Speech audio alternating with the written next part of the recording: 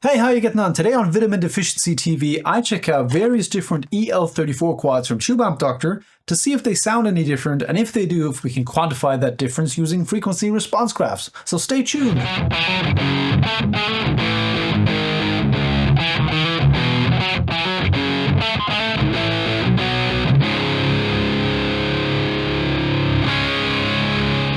Righto, the Blackplate series from Tube Amp Doctor is back, and they were kind enough to send me a quad just to check out.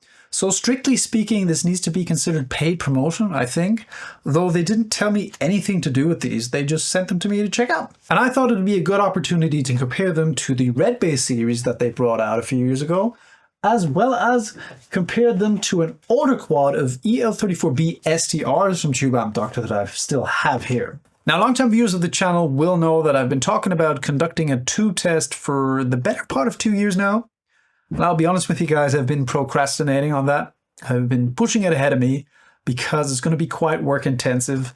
But I thought that this would be a good opportunity to try out some different testing methods for that. So I'm testing the test, basically.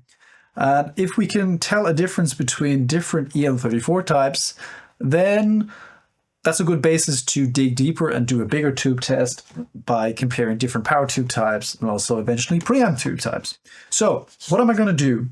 So all three quads are going to go into my Marshall 1959 SLP here. This is an amp from 2007. It's the second reissue, the one with the effects loop. It's an on-master volume amp, and I'm going to be cranking the bejesus out of that. I'm really going to make the tubes work in this. For each quad, I'm going to be reamping the same riff through it using this new Palmer River Series reamplification box. This is the Trave. It's named after a river quite close to me, coincidentally.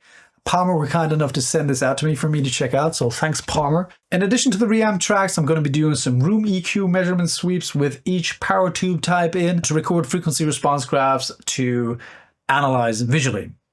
Now, the Marshall is an old school style amplifier. As I said, it's a non-master volume amp, so the power tubes in this are very much involved in the tone shaping of the amp. The power amp is doing quite a lot of heavy lifting in this amp. On the other hand, we have more modern amps like my Lichtlaerm Audio Prometheus here, which does not rely on that.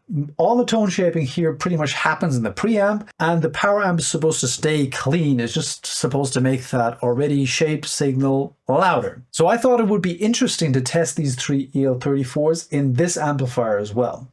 Now, the cool thing about using Tube Amp Doctor power tubes is their rating system. I hope you can see the labels here. There are values on these for TC and PC. That is transconductance and plate current. And if you have power tubes from Tube Amp Doctor and your amp is biased for these with these values, all you have to do is tell Tube Amp Doctor these values and they'll be able to send you a new set or a new quad with the same values, which means you won't have to rebias the amplifier. Now, I was debating all morning, should I at this point go to my desk and explain transconductance and biasing and all that stuff, but that would really kind of blow the scope of this video out of the water. There'd be a lot to talk about there, and I can already feel the eyes of half the audience glazing over at this point. But if you'd like to hear about that, if you'd like me to make a video on transconductance and anode resistance and amplification factor biasing, how a tube gain stage works in general, just let me know in the comments down below and I'd be happy to make a video like that as well. Now, as for the rest of the signal chain, I'll be using this Sennheiser MD421 compact to record both the room EQ wizard, that's so hard for me to say, room EQ wizard measurements, as well as the reamp riffs, because I think it sounds cool. It's on this nice Gravity stand. Gravity have been very supportive of my channel, so thanks, Gravity. So the only thing left to do is fire this up, reamp some riffs, do some measurements, change tubes several times, bias a couple of times, and then I'll meet you back at my desk for a little analysis. Yeah, let's go. Righto, I'm at my desk, I've done the reamps, I've done the room EQ wizard sweeps, and I'm ready for a little analysis with you guys. Generally, the amps heated up 5 minutes with the new tubes in, and then they got, reamped. I have two riffs for the Marshall that are kind of crunchy riffs, because that's the thing the Marshall does. It's a one-trick pony. And two riffs for the Lichtlaerm Audio Prometheus, which is a more modern amp. So I've got a modernish high gain riff and a clean riff there.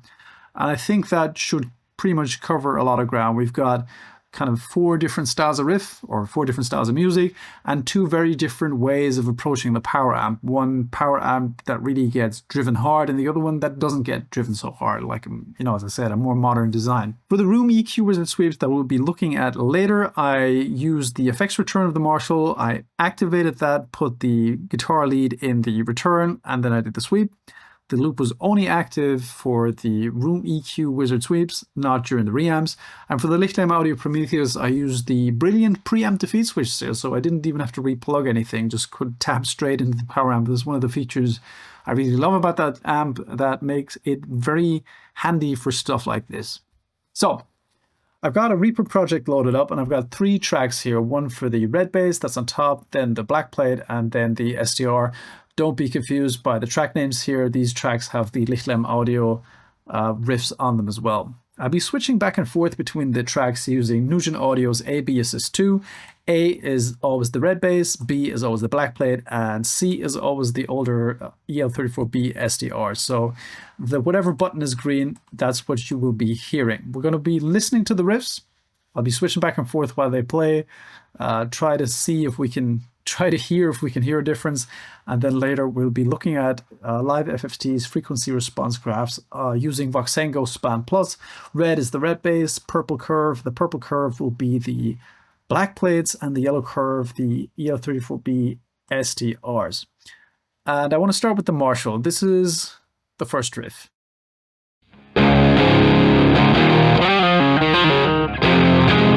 And we're starting with the Redbase.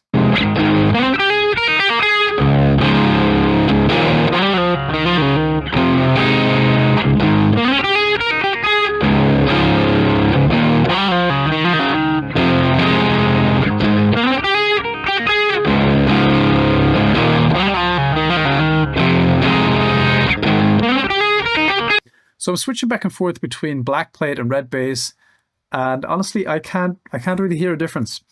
Let's switch back and forth between Redbase and EL34B-STRs.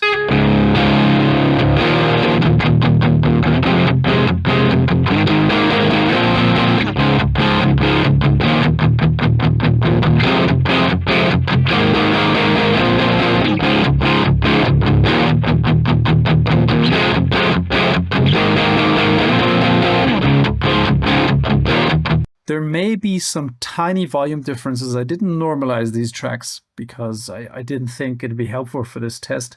The STRs might have a tiny bit more attack, or maybe they're just a bit louder. I'm not sure. Let's look at the FFTs. Let's start this over.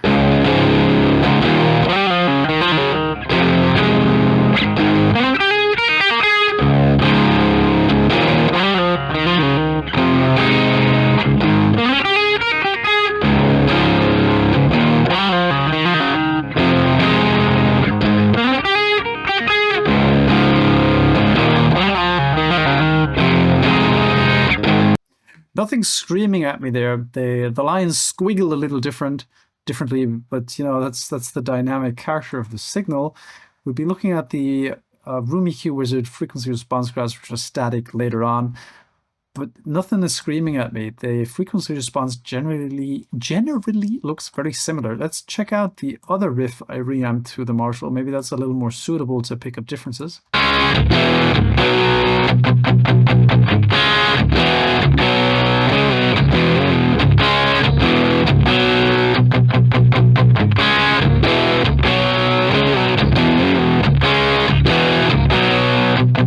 You know what? Let's just loop a tiny section of that riff.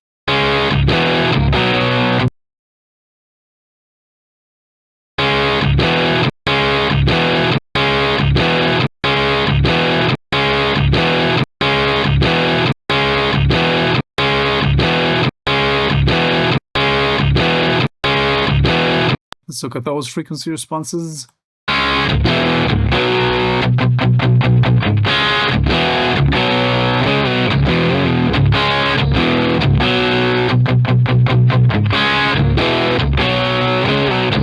Funny, the yellow line, the STRs, they seem to be reacting quicker. I mean, they're all reamped the same way. That's interesting. Look at the section between 4 and 5K.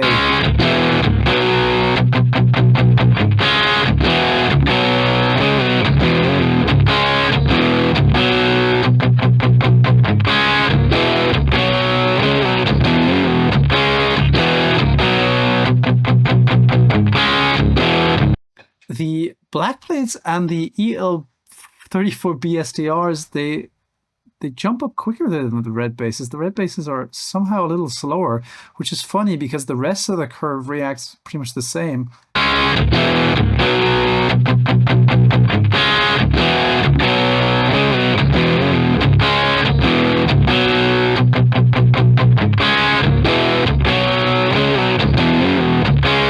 Now, is that just an error on my part?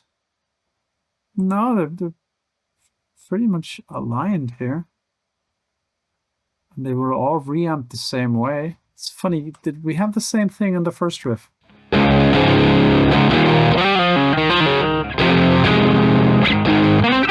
Now that could just be an error in my method somehow. I'm not sure if that's really the tubes. I'm intrigued though. Now before we move on to the Lichtlaerm audio reamps and see if the tubes reacted the same way there, I just want to take a look at the Room EQ Wizard graphs in the Marshall. Now what we're seeing here is the frequency response graph I recorded going into the effects return of the Marshall 1959 SLP, and I'm going to add in the Blackplates now.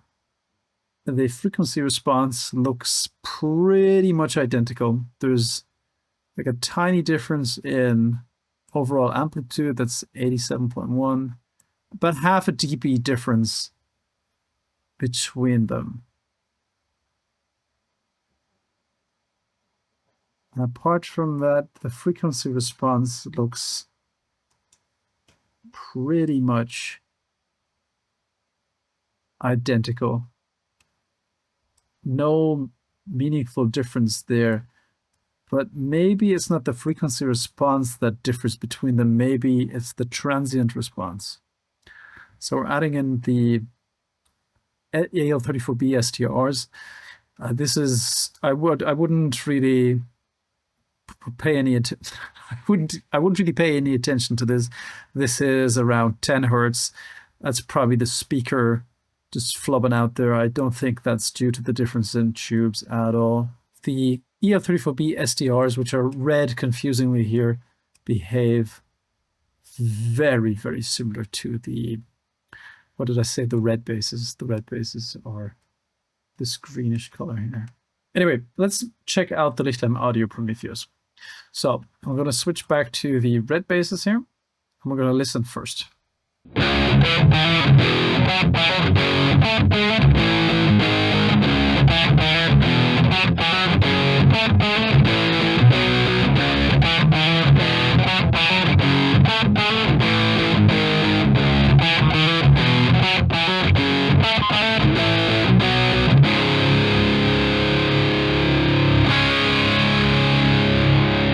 Again, I can't really hear any difference. If I wasn't seeing myself switch, I wouldn't be able to tell.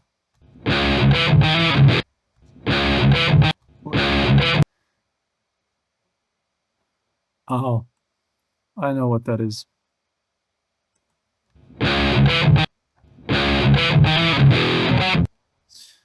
I think I might have found the reason why the EL34Bs are slower.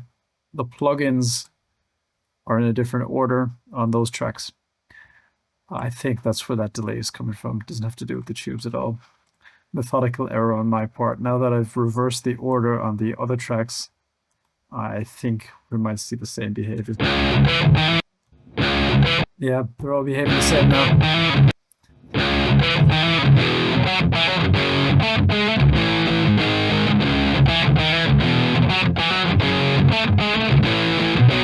That's pretty much identical, and that's the tricky bit. The devil's in the details. Just this one little mistake of mine where the plugins were in a different order resulted in the curves behaving slightly different in the live FFT, and almost led me to an incorrect conclusion.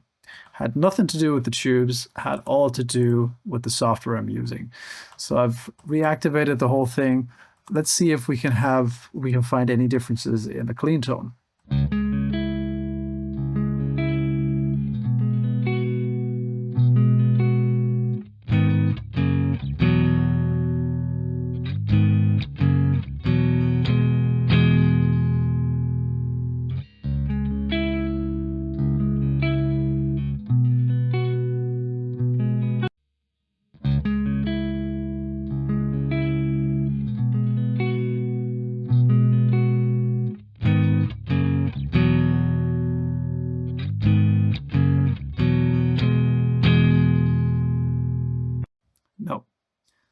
For good measure, let's take a look at the room EQ wizard graphs for that amplifier. Blackplates, Redbases again. Pretty much identical frequency response, just kind of a slight difference in volume, 98 dB here. Yeah, about half a decibel. That's the difference. What is that here? What's that one? The Blackplates do a little squiggle up here.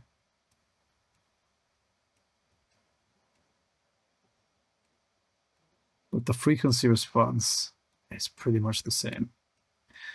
So, but wait, there's more. As you're probably able to tell by the outfit change and the hopefully slightly less atrocious lighting, this is a different day. The quick ones among you will probably be thinking, didn't this hairless ape upload this video already? Because shortly after posting this video, I got a direct message from Akos, I'm not sure if I'm pronouncing that correctly, the CEO, founder, and guy behind Chaos Amps, that told me, you should do a null test next time. And I was like, fornication. I actually had meant to do one, but completely forgot about that. At that stage, the video was up maybe 20 minutes, so I thought, screw this, take it offline, reshoot, re-edit, and here we are. And I'm stoked that that happened, because this is interesting. Check this out. We're back in Reaper, and we're doing a null test now. A null test is basically where you flip the phase on one track, and the resulting sound you get out of that is the result of phase cancellation. And whatever you're able to hear there, that is the difference between these two audio sources. And we're going to listen to all these riffs now, compare two tracks each, of which one will always be phase cancelled. And first we're going to check the methodology. For one thing, you can see all the tracks are muted here now. I've deactivated all the plugins on the relevant tracks. I've put one instance of Voxengo Span Plus on the master bus here so we can see the frequency response. And this is how the Redbase track sounds.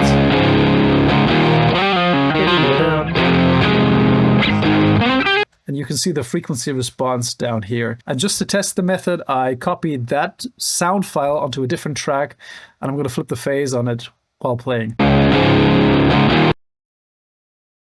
And as you're able to hear, or not able to hear, there's nothing to be heard. It's completely gone. 100% phase cancellation. Now let's compare the Redbases to the Blackplate track with phase cancellation on here. You can tell by this little Danish looking symbol down here.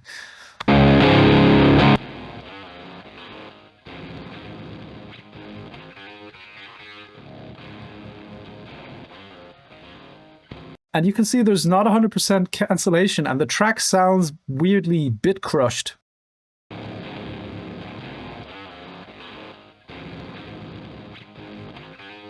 Really bizarre sound. And if we compare that on the other track,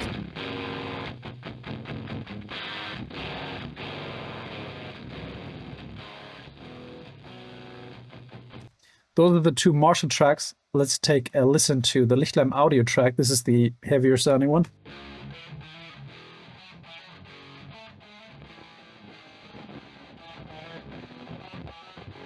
Less noticeable there, and it doesn't sound as artificial 8-bitish as it does. Now the clean track.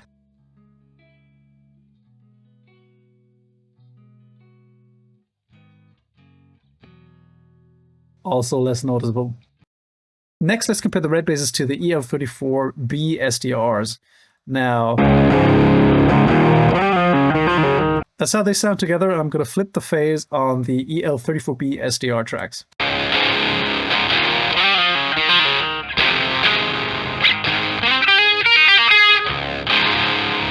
And the resulting track is a lot louder than it was before when we were comparing the Redbases to the Blackplates. This is confusing. I can see it in the amplitude here, and I can hear it as well. For reference, let's compare the Blackplates to the Redbases again.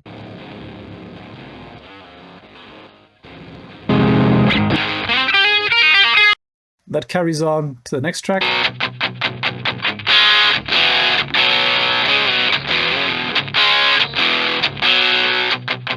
And I'd say that is a considerable leftover track or difference between them. Let's check out how that translated to the Lichtlaerm audio. It's more subtle there. Cleans. even more subtle. So to finish this off, let's compare the Blackplates to the EL34B-STRs. Now, both of these are phase flipped. I'm going to unflip the EL34B-STR.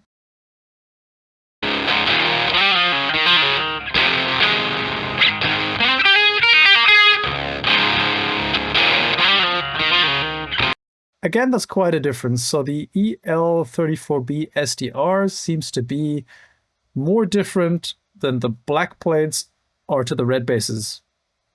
Yeah, the EL34B-STR seems to be the most different sounding of the trio.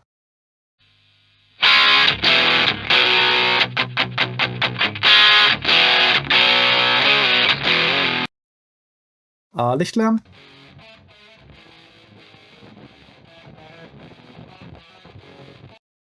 Lichtlaerm cleans.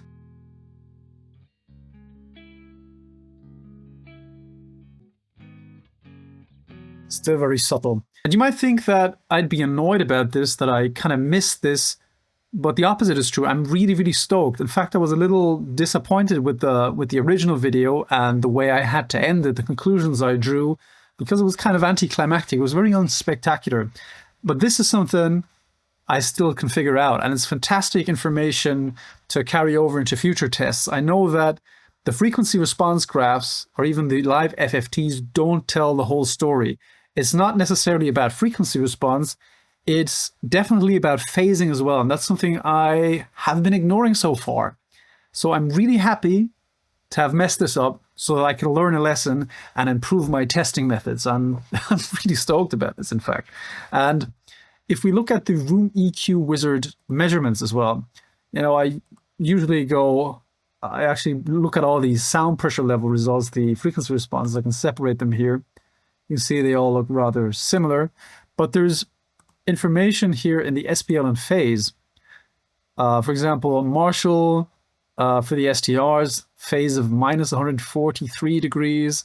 For the Blackplates, it's a minus 138 degrees. For the Redbases, it's minus 140 degrees.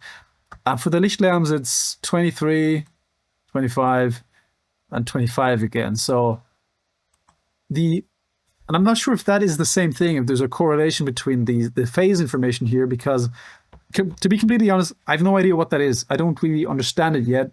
Room EQ Wizard is a very powerful tool that I've only started to scratch the surface about, and I'm by no means an expert, especially when it comes to acoustics, frequency, and that. My day job, I come from a very mechanical world, so this is still new grounds for me, which I love because it's something new I can discover. Now, to circle back to that, I'm not sure if this phase information from the measurement actually correlates to the differences we heard in the tracks, the Null tests before, but it might be, because the differences in the Lichtlaerm audio amp with the phase cancellation with the Null test was more subtle, and the differences between the phase here are, 2 degrees max. While in the Marshall, it was a lot more noticeable. The power amp was really working harder there. We have up to 5 degrees difference, so higher order of magnitude. So now I get to redraw my conclusions, and as I mentioned just a few minutes ago, I'm pretty stoked about this because this is new information. This is something I can work with. This is something I get to figure out with you guys. And if one of you guys can point me in the right direction how I can learn more about Room EQ Wizard, please let me know down in the comments below, because I'm really excited now. I'm really, really happy. I was a little disappointed, as I said, with the original conclusions because it was very unspectacular. What I know now is that the frequency response only tells part of the story. And for future tube tests, when we're doing a bigger tube test, a Null test is an absolute must. It needs to be included because it's additional information that I cannot extract just from the frequency response graphs. And when it comes to the differences in these tubes, well, in the day-to-day application, if you're playing live, or maybe even in the studio, it probably doesn't make a huge difference which one of these tubes you go for, because, switching back and forth between the audio sources, I at least wasn't really able to tell the difference, but the Null test showed us there is a difference. Now, Tube Amp Doctor tubes are great quality. I've talked to the CTO of Tube Amp Doctor at Guitar Summit just a couple of weeks ago, and he gave me loads of really cool technical information about how their test benches work and their burn-in benches. Tube amp ducted tubes are burned in, so they're stabilized.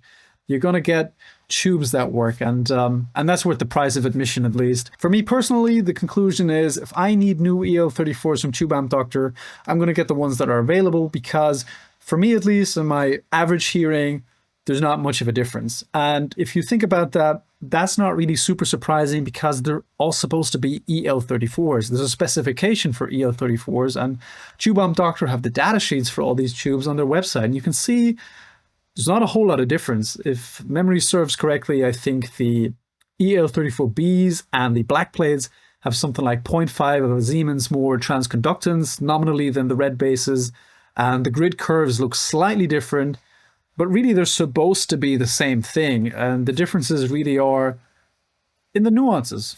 Yeah, I'm really happy right now. Anyway, I'm going to leave you with the affiliate links for the tubes used in this test down below in the description and the pinned comment.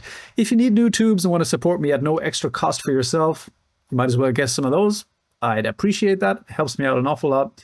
Thank you very much for Tube Amp Doctor for sending me these tubes. Thank you very much for Akos, hope I'm saying that correctly, correct me if I'm wrong, for pointing out that I forgot to do a null test. Yeah, I'm stoked. Have a great day, night, morning, wherever you are. Hope to see you in the next video. Bye-bye.